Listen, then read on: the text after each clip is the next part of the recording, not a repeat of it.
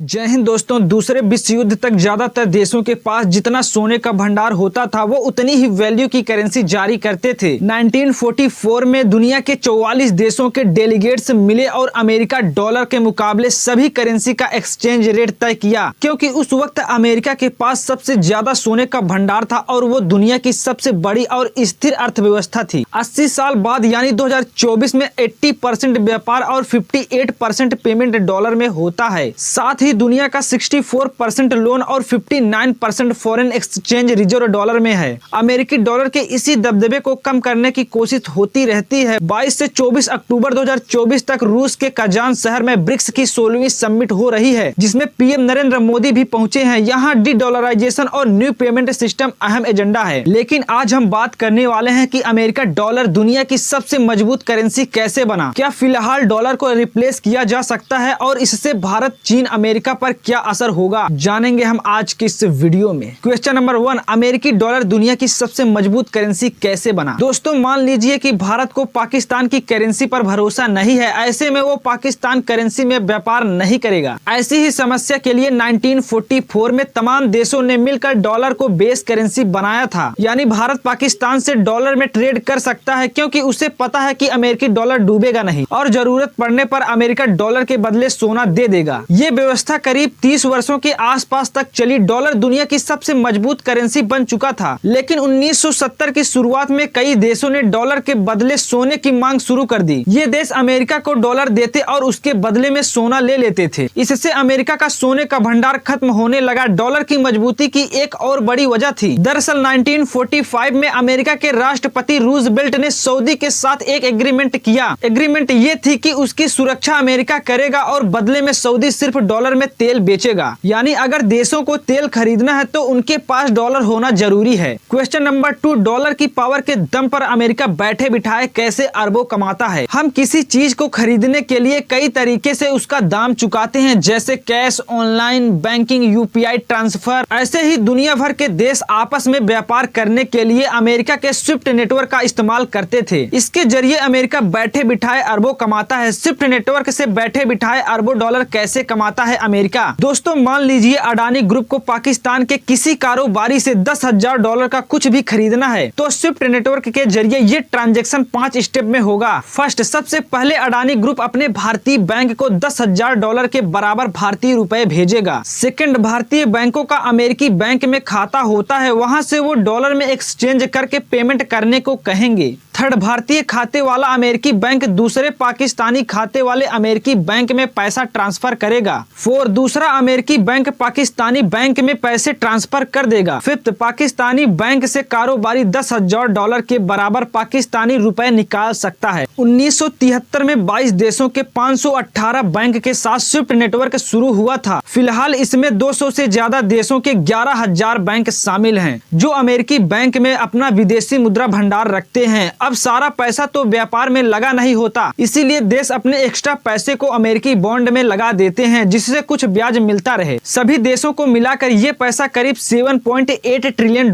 है, यानी भारत की इकोनॉमी से भी 2 गुना ज्यादा। इस पैसे का इस्तेमाल अमेरिका अपनी ग्रोथ में करता है। क्वेश्चन नंबर 3, डॉलर को रिप्लेस करने के लिए चीन, रूस क्या कोशिश कर रहे हैं। रूस दुनिया का दूसरा सबसे बड़ा तेल और गैस का उत्पादन करने वाला देश है। उसके सबसे बड़े खरीदार यूरोपियन देश हैं। अप्रैल 2022 में रूस ने नेचुरल गैस खरीदने वाले यूरोपीय यूनियन के देशों से कहा कि वो डॉलर या यूरो के बजाय बिल का भुगतान रूबल में करें। यानी जो देश पहले रूस से गैस खरीदने के लिए अमेरिकी बैंक में डॉलर रिजर्व रखते थे, उन्हें रूसी सेंट्रल बैंक में रूबल रिजर्व रखना पड़ा। इसी तरह बाकी चीजों के निर्यात के लिए भी रूस ने अनफ्रेंडली देशों से रूबल में पेमेंट करने की मांग की। इसकी वजह से रूस के गैस एक्सपोर्ट में गिरावट आई। यूरोपीय यूनियन 2021 तक करीब 40% गैस रूस से इंपोर्ट करता था, जो 2023 में घटकर लगभग 8% हो गया। जून 2022 में रूस के राष्ट्रपति व्लादिमीर पुतिन ने ब्रिक्स देशों की करेंसी का एक नया इंटरनेशनल रिजर्व बनाने की बात कही थी। पुतिन के प्रपोजल पर ब्रिक्स देशों में शामिल ब्राजील, रूस, भारत, चीन और साउथ अफ्रीका विचार कर रहे हैं। डॉलर को युआन से रिप्लेस करने के लिए चीन की कोशिश स्विफ्ट की ही तरह चीन के central bank people's bank of China ने CIPS नाम का सिस्टम बनाया है। इस पेमेंट सिस्टम से करीब 117 देशों के 1551 बैंक जुड़ चुके हैं। पिछले साल इस सिस्टम के जरिए 123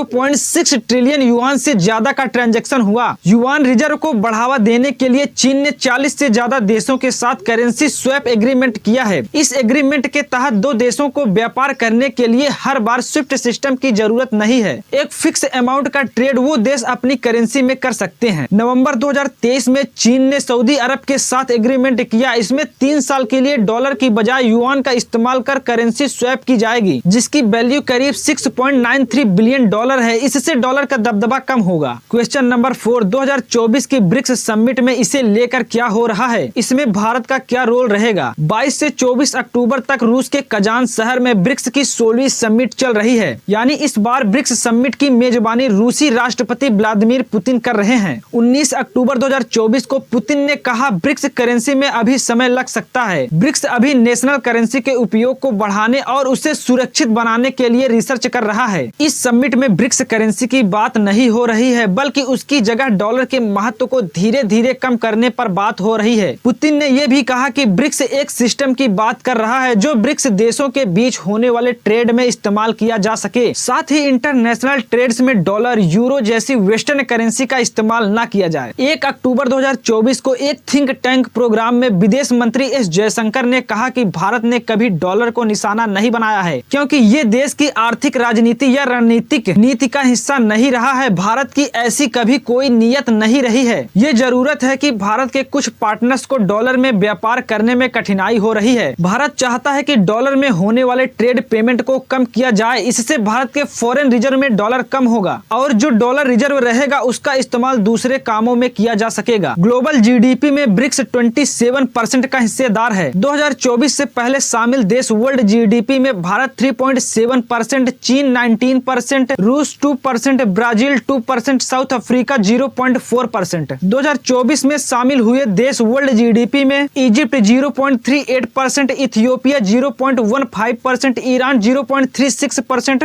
यूएई 0.49%। क्वेश्चन नंबर 5, क्या डी डॉलराइजेशन पॉसिबल है? अगर हाँ तो किस हद तक? अमेरिकी अर्थशास्त्री साइमन हंट मानते हैं कि अगले 2 साल में ब्रिक्स की करेंसी या सिस्टम अमेरिकी डॉलर को टक्कर देगी। एक्सपर्ट मानते हैं कि ब्रिक्स देश किसी एक करेंसी को लेकर सहमत नहीं होंगे। हालांकि वो एक पेमेंट सिस्टम बना सकते हैं या अपनी अपनी करेंसी में ट्रेड करने के लिए तैयार हो सकते हैं। एक्सपर्ट के मुताबिक फिलहाल पूरी तरह से डी डॉलराइजेशन करना संभव नहीं है। अगर ब्रिक्स देशों में नेशनल करेंसी में ट्रेड होता भी है तो उसकी वैल्यू का आधार डॉलर को ही बनाया जाता है। यानी रूस और चीन के बीच ट्रेड होता है तो रूबल और युआन की वैल्यू डॉलर के आधार पर तय की जाती है। अगर ब्रिक्स देश पेमेंट का कोई सिस्टम बना भी लेते हैं तो उससे डॉलर के इस्तेमाल में कमी आएगी, न कि पूरी तरह से डी डॉलराइजेशन हो पाएगा। क्वेश्चन नंबर 6, क्या डी डॉलराइजेशन से अमेरिका तबाह हो जाएगा? मजबूत डॉलर और इकोनॉमी के दम पर अमेरिका दुनिया भर में अपना दबदबा कायम करता है। जब भी कोई देश उसे किसी भी तरह से चुनौती देता है तो अमेरिका उस देश पर प्रतिबंध लगा देता है। ऐसा कर अमेरिका देशों के व्यापार से लेकर उनकी विदेश नीति तक को प्रभावित करता है। डी डॉलराइजेशन देशों के बीच पावर बैलेंस को बदल सकता है, साथ ही नए तरह से ग्लोबल इकोनॉमी और मार्केट को आकार देगा। इससे अमेरिका प्रभावित होगा। अमेरिकी राष्ट्रपति पद के रिपब्लिकन उम्मीदवार डोनाल्ड ट्रंप ने डी डॉलराइजेशन को अमेरिका के लिए सबसे बड़ा खतरा माना है। उन्होंने हाल ही में एक चुनावी रैली में कहा था कि जो देश डॉलर का साथ छोड़ेंगे उन पर 100% टैरिफ लगा दिया जाएगा। दुनिया भर में डॉलर में होने वाला ट्रेड ब्रिक्स देशों के ट्रेड से कई गुना ज्यादा है। ऐसे में अगर ब्रिक्स कोई करेंसी या सिस्टम लाता भी है तो उसके कारण डॉलर की वैल्यू पर ज्यादा असर नहीं होगा। जेपी मॉर्गन में स्ट्रेटेजिक रिसर्च एलेक्जेंडर वाइस कहते हैं, डी डॉलराइजेशन से अमेरिकी बाजारों में डिसइन्वेस्टमेंट और भरोसे में गिरावट हो सकती है, जिससे मुनाफा घटेगा। साथ ही इंटरनेशनल रिजर्व में डॉलर में कमी आएगी या दूसरी करेंसी में ज्यादा रिजर्व रखा जाएगा। क्वेश्चन नंबर 7, क्या डी डॉलराइजेशन से चीन का दबदबा बढ़ जाएगा?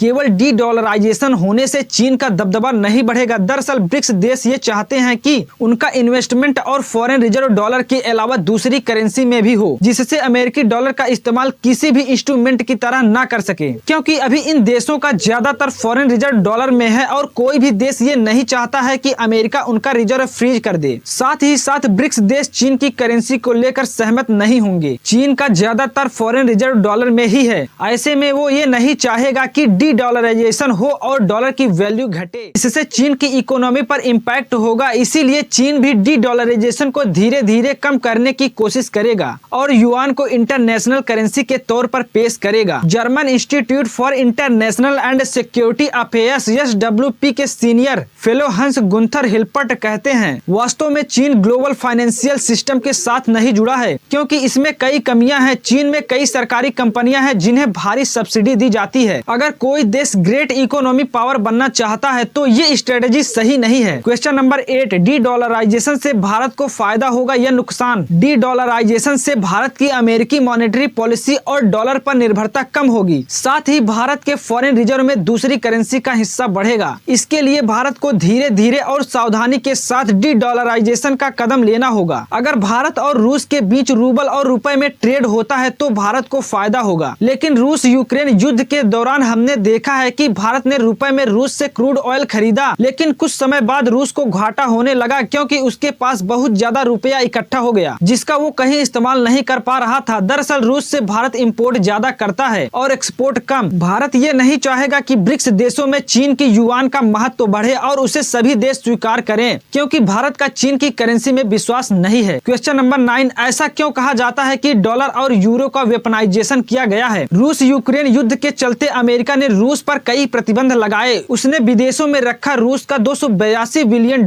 का रिजर्व फ्रीज कर दिया। रूसी बैंकों को स्विफ्ट नेटवर्क से डिस्कनेक्ट कर दिया और अमेरिकी बैंकों के जरिए पेमेंट्स को रोक दी। अमेरिका ने रूस का रिजर्व फ्रीज कर इंटरनेशनल लॉ का उल्लंघन किया। साथ ही पश्चिमी देश भी रूस यूक्रेन युद्ध में एक तरह से शामिल हैं। अमेरिका ने ऐसा कर डॉलर का इस्तेमाल एक वेपन यानी हथियार के तौर पर किया है। ऐसे में कई देश अमेरिका और पश्चिमी देशों से घबराए हुए हैं और वो अपने रिजर्व और पॉलिसी में बदलाव ला रहे हैं। इसीलिए डी डॉलराइजेशन करना भी एक सही फैसला हो सकता है। अगर ब्रिक्स देश सम्मिलित होकर ब्रिक्स पेमेंट सिस्टम लाएं तो डॉलर की वैल्यू और उसकी मोनोपोली घटेगी। दोस्तों अब देखिए आगे क्या होता है ब्रिक्स समिट में। दोस्तों आप लोगों को क्या लगता है कि ब्रिक्स डॉलर की मोनोपोली और उसकी वैल्यू घटा पाएगा या नहीं? नीचे कमेंट बॉक्स में लिख कर बताइए। ऐसे ही एक्सप्लेन और इन्फॉर्मेटिव वीडियोस के लिए हमारे यूट्यूब चैनल को सब्सक्राइब करना मत भूलिएगा। वीडियो देखने के लिए बहुत बहुत धन्यवाद।